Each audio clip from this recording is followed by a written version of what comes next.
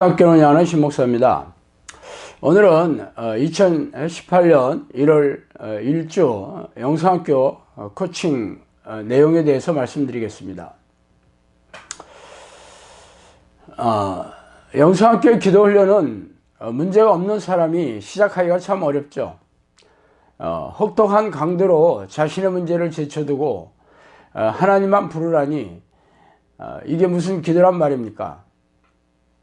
지금 내가 왜 기도하러 왔는데 이렇게 처음 기도 훈련을 하실 때 드는 당혹감은 우리 영성학교 식구들은 거의 공유하셨던 그 감정일 겁니다.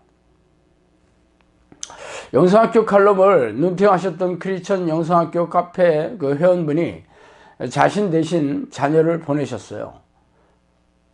처음에는 초롱초롱한 눈망울로 열심히 배우며 진지한 태도를 보이더니만 갑자기 자신이 없어졌는지 저녁 식사도 못하고 하산했습니다.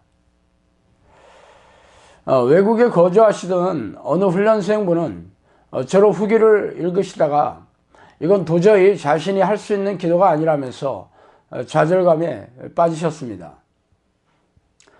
졸업 후기가 별로 없었던 시대에 졸업한 세대들은 뭣도 모르고 훈련을 받은 셈이죠. 사실 이 기도 훈련은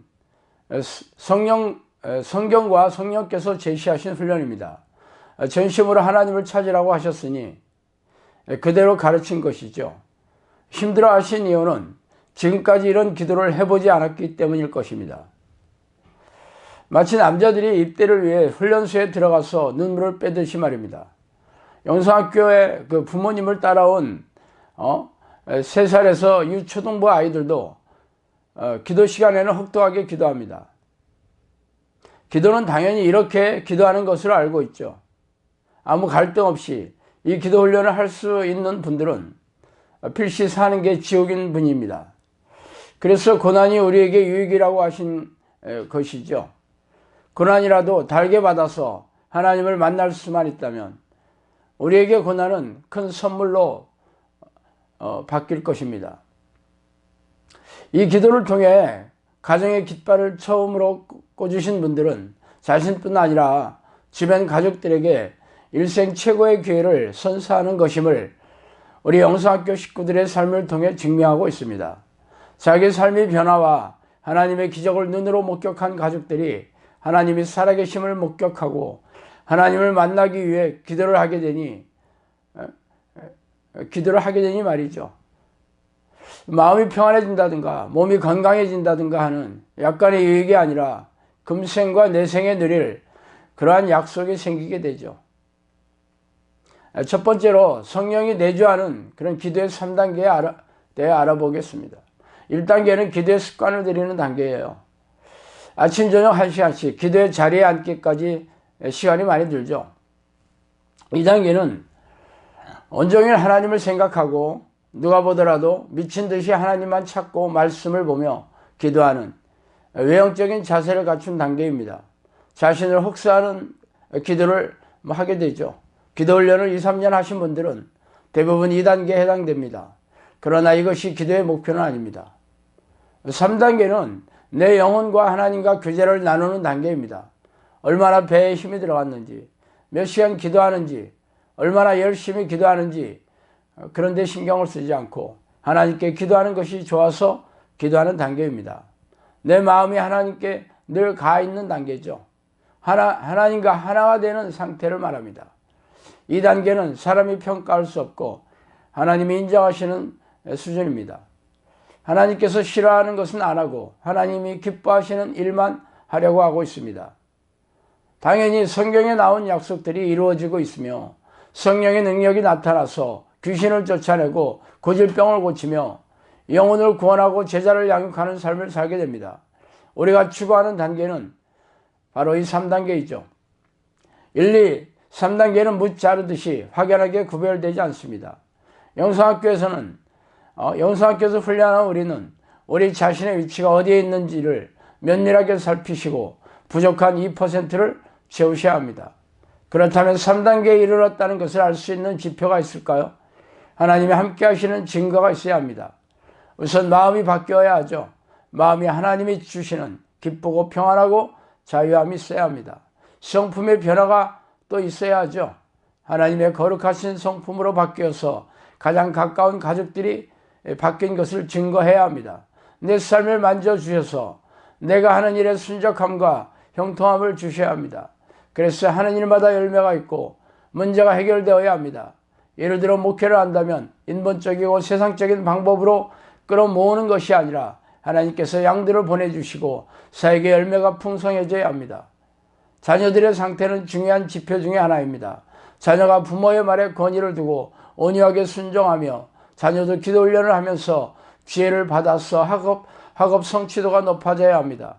하나님의 별명이 지혜의 신입니다. 영적인 능력으로 귀신을 쫓아내고 병도 고친다 하더라도 집안이 엉망이거나 성품이 고집스럽고 교만하다면 하나님의 사람으로 볼 수 없어요. 영적인 능력의 결과는 영혼이 구원되고 제자로 양육되는 것입니다. 이러한 삶으로 변화되어야 제3단계의 기도의 삶을 살 수 있다고 할 수 있습니다. 자, 두 번째로 귀신이 잠복해 있다는 증거를 말씀드릴게요. 성령의 사람을 제외하고는 거의 모든 사람에게 귀신이 잠복하고 있습니다. 모든 사람은 죄인이기 때문이죠. 귀신이 몸에 잠복하고 있으면 고질병이나 정신질환 등 몸을 아프게 합니다. 또한 사람들과의 관계를 악화시키죠. 삶의 모든 것을 실패하게 합니다. 고질병이 없다고 해서 귀신이 없다고 말하기는 어렵죠. 아나니아와 삽비라 혹은 마술사 시몬 같은 사람은 고질병이 없어도 악독에 가득하고 불의에 매여 있다고 성경은 말하고 있습니다. 귀신이 생각을 잡고 조종하는 것이죠. 정신질환 환자들은 뇌세포가 많이 망가져 있는데 귀신들이 머리를 잡고 있는 것입니다.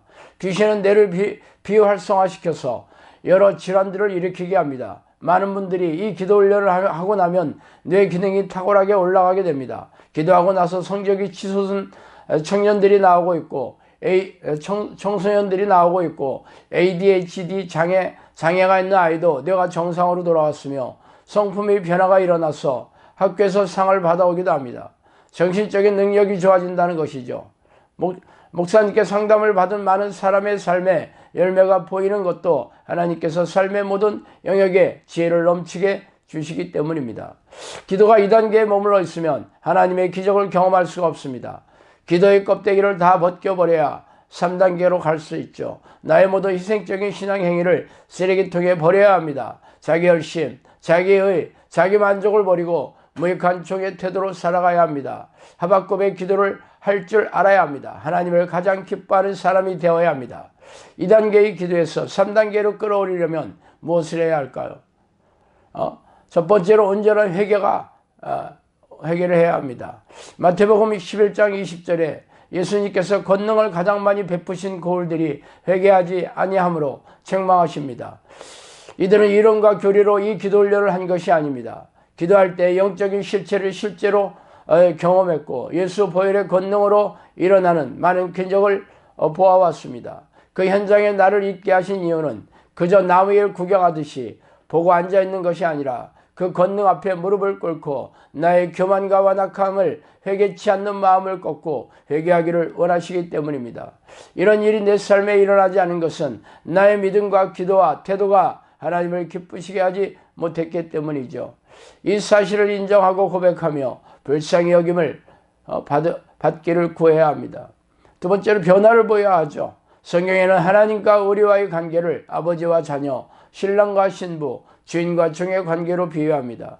특히 신랑과 신부, 주인과 종의 관계는 계약으로 맺어지는 관계입니다. 우리가 하나님께 전심으로 부르짖다 보면 나 자신에게서 하나님께로 내보일 것입니다. 하나님께 내보일 것이 없이 아무것도 없음을 발견하고 좌절하게 됩니다. 신부가 될 만한 순결함도 사랑도 없고 주인을 기쁘시게 할 신실함도 믿음도 없습니다. 어떻게 해야 하나님이 나를 돌아보실 수 있는지 고민이 됩니다. 이때 계약이라는 의미에서 실마리를 얻으실 수가 있죠. 하나님이 원하시는 것을 순종하기만 하면 주인은 나를 자신의 백성으로 삼아주신다는 약속을 기억하고 하나님께 먼저 나의 의지를 드리는 것입니다.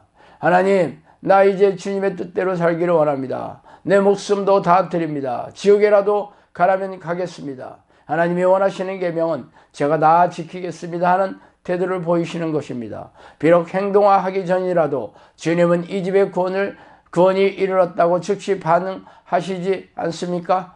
100% 순종하겠다는 태도의 변화가 우선입니다. 열매를 주시는 주인이신 하나님께서는 열매를 줄 수 있는 마음을 기다리고 계시기 때문입니다. 하나님께서는 무엇을 보고 마음을 측정하십니까? 바로 그 사람의 행함을 보시고 그 자신도 행하십니다. 그러므로 생각해 보세요. 하나님을 위해 무엇을 할지 구체적인 적용사항을 생각하고 지키셔야 합니다. 마음을 다해 하나님께서 싫어하는 것을 잘라내고 하나님이 기뻐하시는 것이라면 죽게보다 싫어도 순종하시기 바랍니다. 이 자기 부인의 과정을 하나님께서는 눈동자같이 날카롭게 불꽃 같은 눈으로 보고 계시죠. 세 번째는 미혹의 영의 전략입니다. 먼저 섞이게 하죠. 2년 이상 기도 훈련을 해오신 분들에게 많이 사용하는 미혹의 영의 전략입니다. 그동안 열심히 빡세게 몸을 혹사하시면서 기도해 오셨기 때문에 전심으로 기도해 오셨다고 믿어버리죠. 그러나 아직은 성령께서 오시지 않았다면 실제로는 100%의 전심이 아니라 섞여 있는 것입니다. 이렇게 섞는 자가 바로 미혹의 영입니다. 기도하는 내가 이것을 모른다면 평생 기도하고도 지옥에 갈 수 있죠. 하나님을 목 놓아 부르는데 응답이 없고 열매도 없는 분들이 죽지도 않고 귀신이 나가지도 않고 2단계의 지음에 와 있는 분들이 가지고 계신 문제점이 바로 이것입니다. 내 문제 좀 먼저 해결해 주시고 그 다음에 믿음을 주시고 그러면 저도 주님을 따라가겠습니다. 이런 마음은 전심이 아닙니다. 목금토일 코칭 시간에 피곤한 눈을 부릅뜨고 귀를 기울여서 목사님과 코치들의 코칭을 듣지만 열심히 하고 있는데 나는 왜 안 되지? 이런 생각만 떠오르신다면 사실 믿음으로 말씀을 받는 것이 아닙니다. 실제는 귀신이 뿌려놓은 내 생각이 섞여 있는데 눈이 감겨서 모르고 있는 것입니다. 하나님 하고 부르짖으면은 어떤 고난이 와도 내 목숨이라도 하나님께 다 드리고서라도 성령의 사람이 되어서 하나님의 뜻과 부르심에 순종하겠습니다 라는 마음이 들어가 있어야 하는 것입니다. 그런데 미혹의 영은 내 목숨까지는 생각하지 못하게 하죠. 그저 이 문제만 해결받고 주시는 축복을 누가 누리고 싶은 속내만 가지게 하고 하나님을 부르게 합니다. 이 속내를 하나님은 다 내다보시고 하시기에 응답이 없는 것이죠. 하나님께 솔직하게 잘 모르겠다고 가르쳐달라고 나를 다 드리고 하나님만 사랑하게 해달라고 울부짖는 태도가 오히려 전심에 가까운 마음입니다. 또한 귀신들은 흐리게 합니다. 세상의 계약은 깨기 위한 계약이 많습니다.